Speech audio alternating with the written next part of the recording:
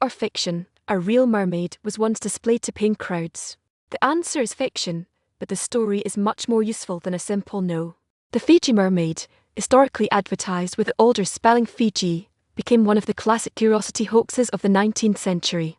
It was promoted as a mermaid specimen, but it was not a real mermaid. It was not the beautiful half-woman, half-fish image from folklore either. Accounts usually describe the attraction as a disturbing little constructed object, a monkey-like upper body joined to a fishtail. That ugly detail mattered. A polished fairy-tale mermaid might have looked obviously theatrical. A shriveled, strange specimen could be framed as something draped from the edge of the natural world. This was the age of cabinets of curiosity, travelling exhibitions, newspaper hype, showmen, and public hunger for marvels.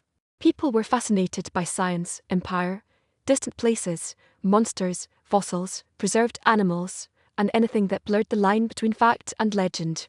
The Feejee Mermaid sat right on that line. It borrowed the emotional power of mermaid folklore, then dressed itself in the language of specimens and discovery. The name did work too. Fiji sounded distant to many 19th century audiences. A faraway place made a strange claim feel harder to check and easier to imagine. P.T. Barnum is strongly associated with the attraction because of the way he promoted it. Barnum understood that attention could be manufactured before people even reached the exhibition room. That matters because the object by itself was not enough. A strange object in a box can be ignored. A strange object surrounded by claims, rumours, experts, distance, and urgency becomes harder to dismiss. The trick was not just the object. It was the story around the object.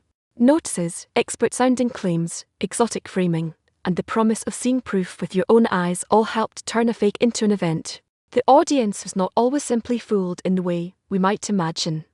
Some people probably believed. Some probably doubted. Some came because they wanted to test the claim for themselves. That is the clever part. The hoax did not need one clean reaction. Belief, suspicion, curiosity, argument, and ridicule could all sell the same ticket. That is why this hoax still matters. Misinformation does not only work by being believable. Sometimes it works by being irresistible. The Feejee Mermaid exposes a gap between wonder and evidence. Wonder asks, what if this is real? Evidence asks, how do we know? A good hoax keeps the first question loud and the second question quiet. It does that by controlling the frame. The lighting says museum. The glass case says specimen. The showman says discovery. The newspaper says public event. Each piece adds weight, even if the evidence underneath is weak. It also helped that the claim was small. It did not ask the audience to believe in a whole underwater civilization. It asked them to believe that one strange body had been found, preserved, and carried into an exhibition. A single specimen is easier to sell than an entire impossible world. That is a common move in hoaxes. Shrink the claim until it feels checkable, then keep the checking just out of reach. The viewer is close enough to stare, but not close enough to investigate properly. The fake becomes a performance of evidence. It is not enough to say here is a myth.